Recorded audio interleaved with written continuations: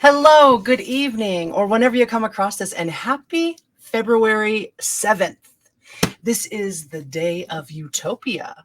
And if this is your birthday, happy birthday to you. I hope you're having the best birthday and like the best year to come. So much goodness for you. So we're going to be reading today from The Secret Language of Birthdays, your complete personology guide for each day of the year by Gary Goldschneider and Joost Elfers. So let's get into it. All right. Month February, day 7. Your sign is 17 to 19 degrees Aquarius. You're an Aquarius 2 sun sign, and you're a fixed air sign. So the day of Utopia. All right.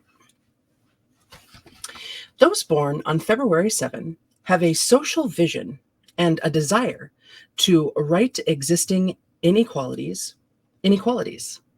They are among the most idealistic people of the year, but can be mistaken for being harsh, ironic, even cynical by those who do not understand them.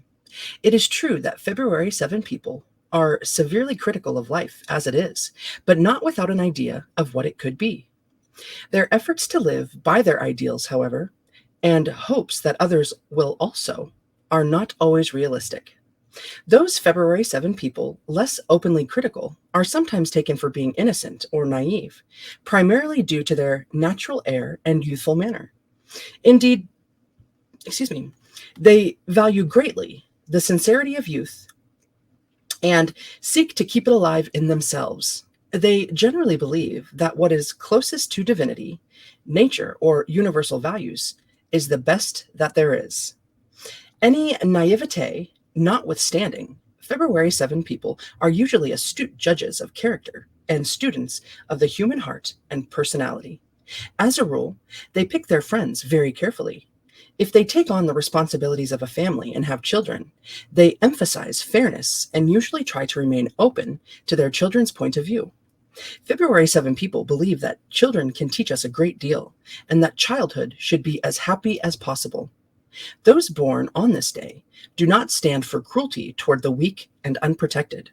Human suffering has a damaging effect on their psyche, particularly if they do not act to confront it. Many born on this day do become involved in causes, either in their community or on a wider social scale. February 7 people can go very far with their thoughts and therefore chafe under the constraint of authority, whether parental or societal. Those born on this day refuse to be muzzled by those who are threatened by their ideas.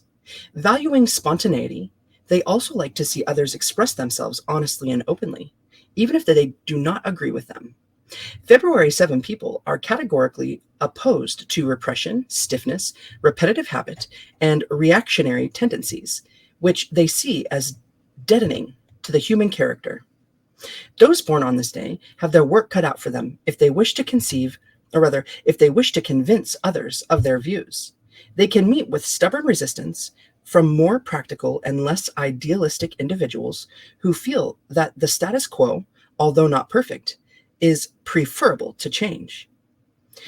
Though free spirits, February 7 people sometimes have to content themselves with revealing existing problems, making suggestions, and allowing others to either take it or leave it. Should they be intent on forcefully impressing their ideas on others, they must be prepared to face rejection, outright hostility, and even ostracism. Believing in stuffs, right? Okay, so numbers and planets. Those born on the 7th day of the month are ruled by the number 7 and by the planet Neptune. Neptune is the watery planet ruling visions, dreams, and psychic phenomena, and February 7 people are prone to these unstable influences. A Neptune-Uranus connection, Uranus rules Aquarius, indicates openness to change and a healthy desire to loosen existing taboos. Those born on this day must avoid getting out of touch with reality by overemphasizing their dreams and aspirations. Also, they must beware of suspicious or unsubstantiated psychic and occult activities. Those ruled by the number 7 traditionally enjoy change and travel. In tarot, the 7th card of the major arcana is the Chariot. which shows a triumphant figure moving through the world, manifesting his physical presence in a dynamic way. The card may be interpreted to mean that no matter how narrow or precarious the correct path, one must continue on. The good side of this card posits success, talent, and efficiency. The bad side suggests a dictatorial attitude and a poor sense of direction. In health, those born on February 7 are generally open to various up-to-date remedies, cures, and forms of treatment. However, they instinctively realize that an ounce of prevention is worth a pound of cure, and therefore pay mind to keeping themselves healthy. Yoga, Tai Chi, meditation, and shiatsu massage may help them rid themselves of excess stress. February 7 people should, however, be wary of fad diets, particularly when the object is weight loss. However, a modern approach to food and cooking is good for February 7 people, as they usually enjoy exotic ethnic cuisines as well as healthy basics, fresh vegetables, whole grain breads, yogurt, nuts, and fruit. They are best suited for a light, fun diet. Moderate daily physical exercise is recommended, perhaps early morning jogging or swimming, if possible. All right, advice. Though you can change but a small piece of the world, you can perfect yourself. Work on overcoming your personal weaknesses. Set an example for others. Remain open and idealistic even as you mature. The meditation of this day is: an ideal world can only be created by ideal people. I love it. So if you were born on this day, your strengths could be that you are human, natural, and spontaneous. Your weaknesses could be that you are unrealistic, over-permissive, and dissatisfied. Okay, now we go to those born on this day. That tickling hair off my nose. All right. Charles Dickens, British Victorian novelist of Oliver Twist and A Christmas Carol, lived a rags to riches life.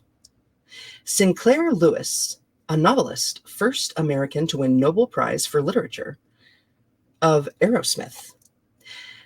Laura Ingalls Wilder, a novelist, children's writer of Little House on the Prairie. Sir Thomas More, a British saint, theologian, philosopher, who wrote Utopia. He was beheaded by Henry VIII for treason, and then it says canonized.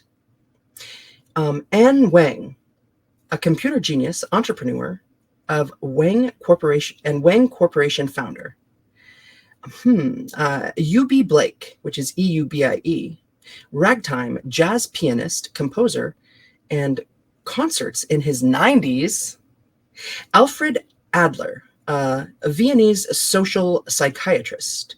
Juliette Greco, French dancer, film actress, and existentialist icon. King Curtis, jazz, rock and roll tenor saxophonist and bandleader. Stuart Davis, a painter and illustrator.